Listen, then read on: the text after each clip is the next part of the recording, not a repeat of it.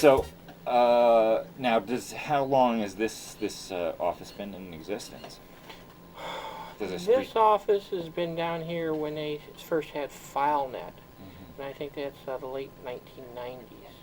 Mm-hmm. The payroll office had an imaging system. The office of OFA, Financial, had Image Now. And maybe 4 years ago, Tim Slotto decided to consolidate those for economic benefits. So we consolidated all the three imaging systems together to offer it campus-wide. And the idea was always just to try to take paper into put it into digital. I mean, just whatever paper documents was producing, let's turn them into digital. Most of the stuff at that point was financial documents, and that's exactly what it's for, either for sheer archiving purpose or for record processing for some process in a department. And of course, they used it in the financial aid department, and I think they were using it more as a live document, put documents in, process, work the documents while they're electronic, and then when they're done, they still remain electronic. We learned a lot, in our archiving class, about how, basically the onset of computers has basically led institutions to be basically drowning in paper, drowning in a great deal of records that they don't need to have. My best story on that one, it's really interesting. The Human Resource Department decided to image their personnel records of you and me and all the other employees. And so they had a room with rows and rows of files, and we imaged those. It was over a couple million images that went into the system. But once it got fully imaged, the floor in which was supporting that paperwork flexed up and cracked the door frame. Took that much weight out of that one room. And we process probably around 5 million sheets of paper a year down here. And outside of our central scanning area, some of the academic areas total probably about 1 million a year going into the imaging system. We're beginning to see, I think, a leveling off of that, because people are able now to keep the information more electronic from get-go, either taking it electronic and moving it into the imaging system, keeping it electronic, or the data is in electronic form on M-Pathways or something like that, and there's no need to actually store it elsewhere, because M-Pathways also So maintains it. you don't feel as if you're kind of doing a losing battle, or you feel as if you're staying on top of things. I think we're staying on top of current paperwork. I think outside in the units in the colleges and universities, there's lots of hidden paper out there that people are hanging on to down in the basements of their buildings, getting hopefully not water damaged, but we've seen, paper come in that has been water damaged. So, like right now, we're working some that did get water damaged, and so hopefully now that they're in electronic format, they'll be safe, at least from this point on. You have the story over the phone. The best stories sound like the record of the department that stored its records out of Willow Run. Along Willow Run, we had a customer who had paperwork going back to probably the 1920s. It was a study that was done every few years, and it turned out a raccoon got into their storage area and made a nest in their paperwork. And they, it shredded the paper. It was no good. They lost decades worth of paper, not just from, they didn't have water damage. They had vermin type damage, and they lost literally decades worth of paperwork. Now the stuff, when they go into the imaging system, are backed up and they're kept off site. And as time goes on, we'll be updating the imaging system, updating the storage formats. So hopefully it'll maintain its accessibility as it progresses through to the future. And the idea behind this office is just to make sure that everything exists. I mean, it's also that, but a document imaging system can really improve performance of a department. Having the ease of access to it, not having to find who has the file and figuring out who's got it, or you left it home because you took it to work at home, now you can't get to it.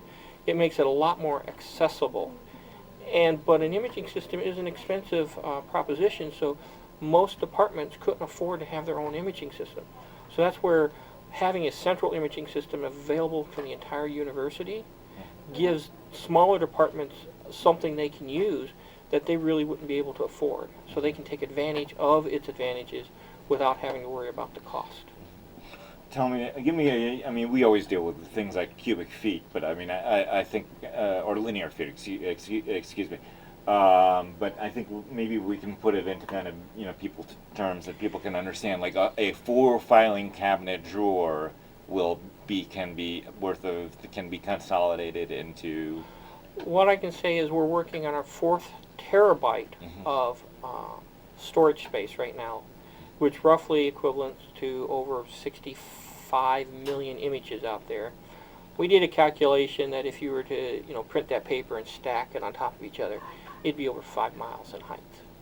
And so you figure stacks of paper 5 miles high is probably in disk storage space, probably about this big.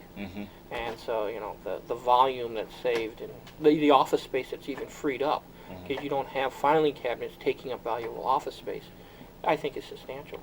And the weight on floors. Floors that it.